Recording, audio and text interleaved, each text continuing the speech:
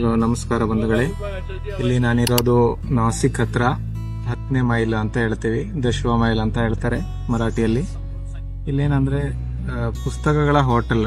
ಇಲ್ಲಿ ಬಂದಾಗ ನೀವು ಊಟ ಮಾಡ್ತೀರಾ, ತಿಂಡಿ ತಿಂತೀರಾ, ಅದ್ರ ಜೊತೆಯಲ್ಲಿ ಇಂಗ್ಲಿಷ್ದು, ಹಿಂದಿದು, ಮರಾಠಿದು, ಇವ್ರದ್ದು ಲೋಕಲ್ ಲ್ಯಾಂಗ್ವೇಜ್ ಅಲ್ವಾ, ಅದೆಲ್ಲ ಪುಸ್ತಕಗಳಲ್ಲಿ ಇಟ್ಟಿದ್ದಾರೆ. ಸೊ ಆನ್ ವೇರಿಯಸ್ ಟಾಪಿಕ್ಸ್ ನಿಮಗೆ ಓದ್ಲಿಕ್ಕಂತ ಅವಕಾಶ ಇದೆ.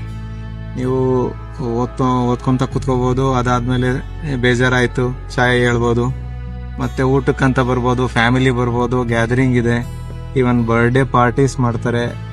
ಸುಮಾರು ಅಂದ್ರೆ ಓದೋದಕ್ಕೆ ಒಂದು ಕನ್ವೀನಿಯೆಂಟ್ ಎನ್ವಿರಾನ್ಮೆಂಟ್ ಇಲ್ಲಿದೆ.